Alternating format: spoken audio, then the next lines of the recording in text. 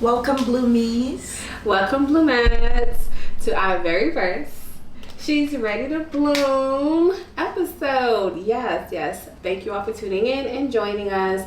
We look for many more decades, actually, right? Yes. We're claiming it, decades. Yes. To the show. So today, our topic is healing from past mistakes using the 3 R's. So I bet you want to know what those 3 R's are, right? So they are redeem, repurpose, and reuse. Take it away, Praise.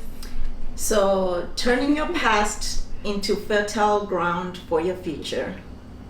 We all know that life is full of sorrows, life is full of storms. We go through different seasons in life, and a lot of times what we go through is unexpected. Sometimes we have to climb mountains, sometimes we have to cross oceans, and sometimes we're just in a really dark place. And so when you experience those difficulties and those failures, what do you do, and how can you redeem, repurpose, and reuse? So, Bestie, Yes. tell me. So when I think of the word redeem, we often talk about redeeming the time. That's a phrase we hear often, right? Redeeming the time. So the only bad thing about that is once time is expended, it's gone. Yeah. You'll never get it back, right? So when we're thinking about our past mistakes, don't look at it as if I had a do-over, if I could redo it. More like from a redemption place is I did that. Because again, it's like we always want to learn the lesson the first time. Yeah. Because if we don't, we're going to go through it again and again and again till we learn the lesson. So when you sit and when you think about redeeming it, the situation, the circumstance, and the outcome, I want you to look at it from a different lens next time. Look at it from what did I redeem? What can I take back out of those past mistakes to make sure that I don't make the same mistakes again, but I use them, propel me into my future to not find myself in those scenarios again. So I like that, because when I think of redeem, I'm thinking of finding value in those broken pieces. Yes. Because, we talk a lot about beautiful ashes, how we can take those broken pieces and make them whole. Or do you know the Japanese saying where they basically take these broken pieces and they add gold to it and to make it into a beautiful masterpiece? Yes, masterpiece. So looking at redeeming as finding value in those broken pieces, how then can you view your past mistakes and painful experiences as a catalyst for growth? And I think to piggyback off of that, one thing we don't look at sometimes is, like you said, when we look at it from a place of value, is making sure that you tell yourself, I did that. Yeah. So taking it from a negative condensate and making it positive. Because I often tell people it's easy to find the wrong in everything. Yeah. We always looking for the fault or the blame. But again, it's like, Lord, I thank you for that experience, because that experience taught me how to pray. It taught me how to seek your face. It taught me how to learn to communicate better. Yeah. It taught me how to value the person that I'm with when they say something. Because it's a lot of things that you really did gain out of it. But because we don't glean and look at things from a lesson learned perspective, sometimes it's hard to redeem what we don't see. Yeah, because a lot of times I view my experiences as things that need to be buried and forgotten. And the sooner I can bury it and forget it, the better.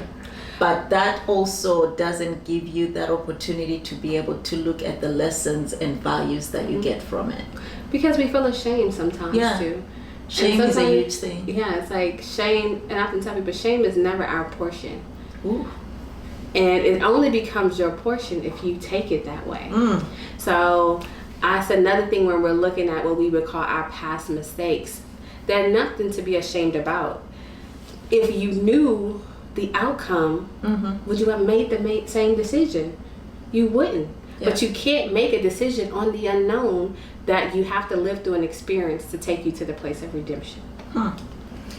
So let's move on to repurposing. Yes. How then can you give these old experiences new life?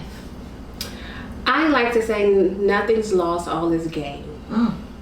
Okay. So when I think about repurposing, it goes back to, like I tell people, I'm not a one-dimensional person. Yeah. I'm a three-dimensional person. I like to see things from multiple angles. Mm-hmm. So therefore, I tell people, because when you can change your mindset and your viewpoint, it's easier to repurpose and aka just say reposition that past mistake. Yeah. I often tell people, because the thing that we go through back then, it was a timely thing for a timely season. Mm-hmm. But not all things happen in the seasons we want them to. Yeah. So I often tell people, it's kind of like, if you think about it, you know, my wins are my wins, my wounds are my wounds. But I use them to help someone else heal. Yeah. I had to use them, I repurpose them to tell the younger version of me the lesson learned in advance. Yeah. So my thing is, like I said, everybody has a story to tell. So repurpose your mistake and use it so your sister on the right or left of you don't have to make the same mistake.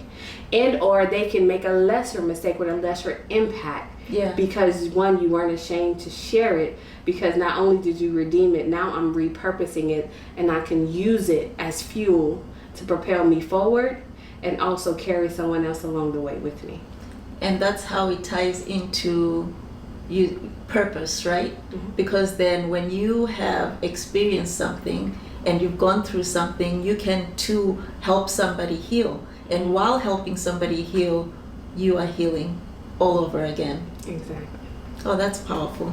So then when we talk about reusing, then I'm thinking of cultivating growth and harvest. Yes. We all have ground to till. So when we talk about reuse, it's probably a crazy analogy, but it's a true one, y'all. Manure, right? I know it's crazy, but manure is not the greatest thing. It's like, oh my God, it's the worst thing ever. And exactly. As our past mistakes stink. But they use it as fertilizer for the soil. Because like you said earlier, nothing is wasted. Nothing is wasted. So that's when we look at reuse. So look, all the not so great things in our life, right? You kind of take it and repack it all and maybe throw that thing on new life. Give it new. I like it. Plant a harvest. I don't know. I like the term compost better. Since we have our keeping it, you know. Yeah. But you know what I meant. Okay. Compost. Since we have our vegan queen behind the camera there. Exactly. But I think that, and that's really what it's about, the 3 R's, you all. Also just reminding yourself that your past mistakes, are they really mistakes? Like, dang, are they really mistakes? No, I was supposed to go through that at that appointed time for an appointed reason. And now that I'm more seasoned, I can look back at it, redeem it, repurpose it, and reuse it. Yeah.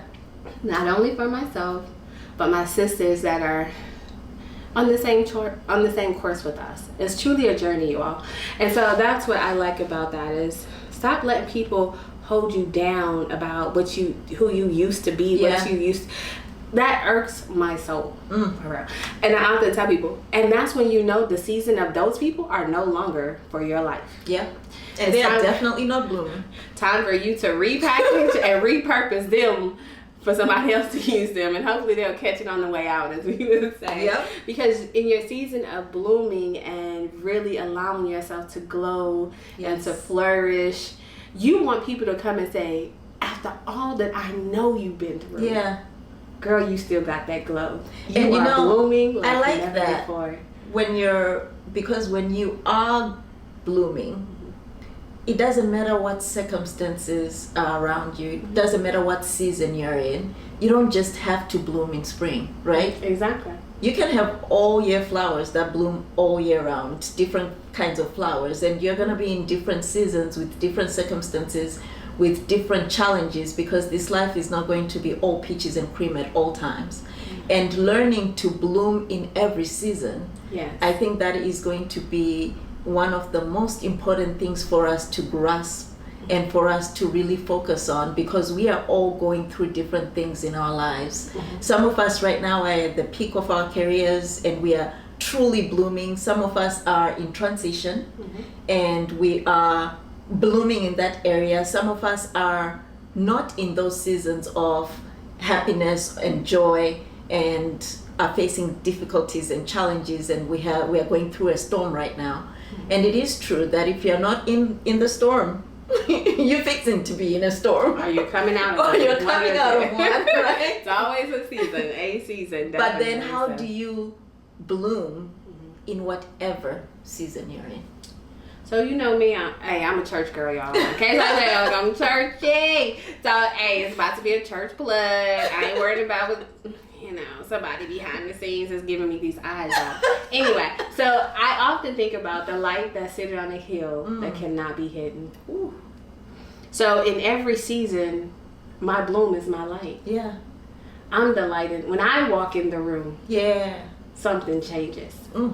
And I often say that's what I would challenge all of you to take that stance. Yeah. In my bloom is my light. And I bring the light everywhere I go. I love that. And I think if you carry yourself with that continence, then it'll be easier to bloom in every season. I'm not going to say it's not going to be work or it's going to give you some pushback, but it'll make the load a little lighter. When you can look at yourself and remind yourself, bloomy, bloomat. I'm the light. I'm that light. And I control the light switch. Ain't nobody turning me off today. So you did say something that I caught, and it is just one little word that you used, and you said allowing yourself to bloom. And I think that is so important because it's also a state of mind, and it's a heart posture, and it all comes together. Because if your state of mind is not blooming, nothing else is gonna bloom. Exactly. It doesn't matter how cute you look on the outside. Yeah. So what do you do in those seasons when you are struggling for your state of mind? Do you have affirmations? What is it that you do to? So I'm big on commanding my mornings. Okay. So what I mean by that is in the morning, before I look at a phone, I do anything else, I thank God for the dawning of a new day. I sit still and I listen. Wow. And then I listen to something motivational. It doesn't have to be a church sermon. It could be a motivational thing. It could be, I even read a motivational quote, something positive in that moment. And then when I'm done with that at my prayer time, then I start my day. And I tell people, and I know when I'm off. Yeah. Because I don't hit it all the time. But you will see the difference when you're intentional about how you start your day before versus when you're not. Okay. Because I often tell people, because then I've created the foundation for my day. So now if I read a text message or someone says something to me that may have a negative condensation, I've already prepared my heart to be the light. Yeah. So therefore I don't take it out of context, or I don't take it the wrong way. I truly try to be the change or the solution in that. So in my heart moments, or in the days when I don't feel like it, I'm really intentional about commanding my mornings versus other times when I might not be as intentional because I'm already in a blooming season. But on the hard days, I have to be intentional with my morning time. I love that. So. What about awesome. You though? What you do? So I'm a church girl too. And so yes, for me, if I am not intentional about spending that quiet time with God in the morning routine, nighttime routine, just working on those routines and making sure that they are solid, because it really takes away a lot of thinking. And you just, like clockwork, when you get up, before you look at your phone, before you do anything else, do the thing that replenishes you, the thing that pours into your cup before you can pour it out into the world. So yes, intentionally making that time to spend with God, because I discovered that the more time I spend with God in the morning, the more time He gives me back throughout the day. I So like that. And so I guess my challenge to you all would be to find the thing that helps you in your heart moments, because it might be a simple song. yeah, It could be something as simple as, the smile that your kid gives you, and you know how to have them give it to you. That's my topic, but it doesn't have to be something, as in depth or grand. yeah. It's your thing. It's the thing that will alter and shift the course of your thinking and your mood in those moments. Awesome. Yes. So you ready to bloom? I'm ready to bloom. I think are you guys ready to bloom? Hey. So again, thank you for joining us in episode 1. We are so elated to not only start this journey together, but that you guys have chosen to join us in that time. So continue to like, follow, and share as we continue to bloom, because guess what? She Ready to bloom.